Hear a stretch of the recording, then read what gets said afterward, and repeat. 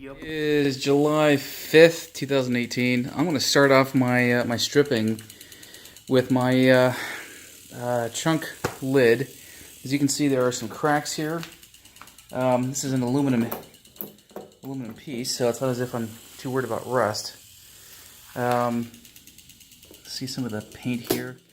Literally just comes right out, and some oxidation there. But again, I'm not too worried about caring about oxidation. This is in very, very good condition. I don't see any obvious dents or dings. You can see that the metal here is even. I've since taken off the MGA, or the MG moniker there, the badge. Put it up over there, make it look sexy on my wall. And here's the back. That MG thing was glued on. And again, there is zero evidence of any imperfections. Maybe a little bit here. I can fix that really easily. My intention is to strip this today, rinse it down, let it sit in the sun. It's like 1,000,000 degrees here in southern Maryland. And I'm going to let it air out, dry out once I'm done with this thing, and then probably prime it tomorrow. Tomorrow being Friday, I have every other Friday off, so yay me. This is going to be a pretty easy thing here. The aircraft stripper I've got is specifically formulated for for aluminum. What is that in there? A piece of wood up in there. I'm not sure I'm going to take it out, but maybe I might. Maybe I should, right? I've got a little bit of wire wheel work to do in some of these inaccessible places, as you can see.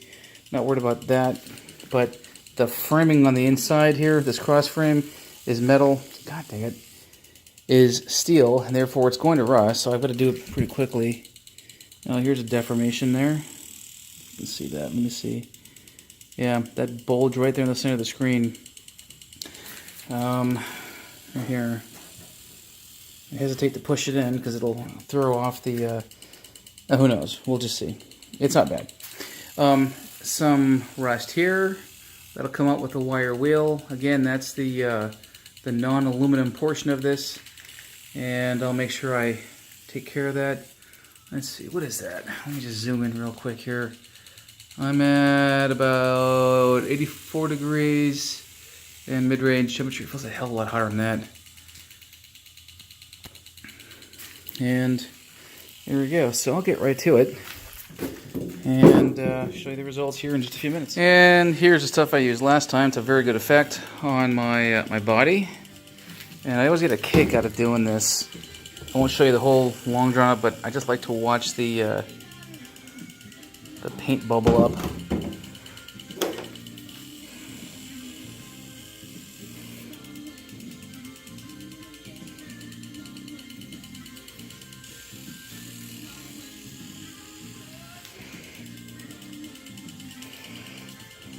And let me see if I can find a spot that. There it goes. But again, this is real time. I'm not fast forwarding anything or putting this on double fast record or whatever you call it. This is good damn stuff. Yeah. And what was that? 10 seconds before it really kicked in and started to go. So as you can see, I'm wearing gloves. I should be wearing other stuff, but I'm just wearing shorts and sandals. I'll pour more on and thrill you with one last little bit.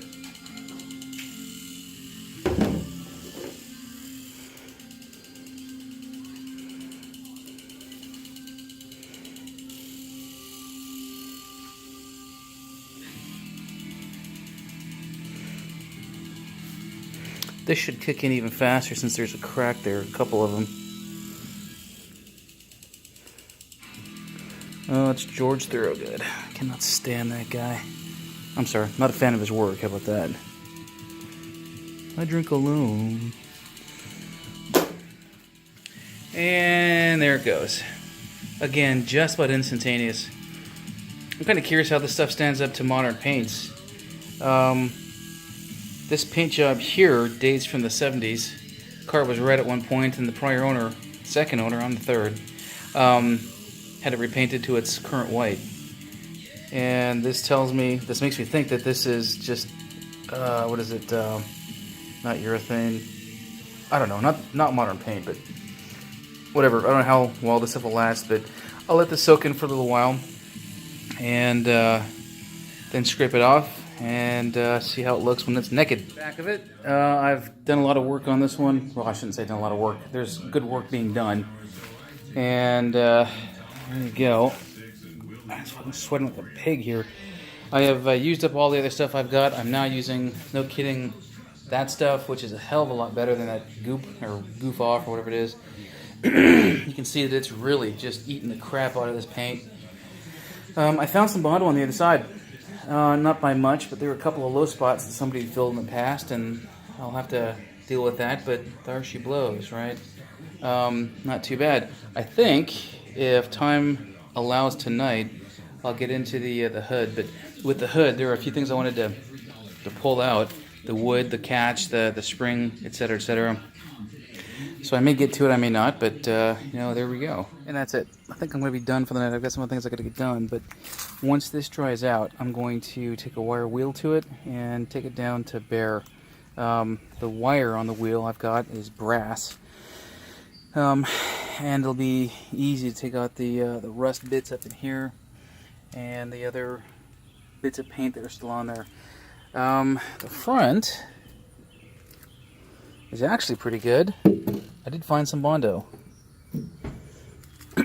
And I'll let you wait a sec and view it. And if you say that the orange spots are bondo, then your eyes are very, very good. Again, this is all aluminum, but there are some low spots that somebody filled in the past, so I'll have to be very careful about taking this stuff down as well. Again, it's not much, it's just a skiff. In fact, you can see where it had been maybe roughed up in the past. I'm using a plastic spatula scraper, so I don't think I did that, but anyway, you can see that it's in reasonably decent condition. It's very, very, very workable condition, and like I say, I'm going to clean up my little bit of a mess in the garage. I'll put down more plastic. See if you can. There you go. I put down more plastic in the garage here under my sawhorses so that I can clean it pretty easily. And you can see the amount of goop and crap and paint that came off of there. So, yeah, not a bad night's work. I'm not too displeased.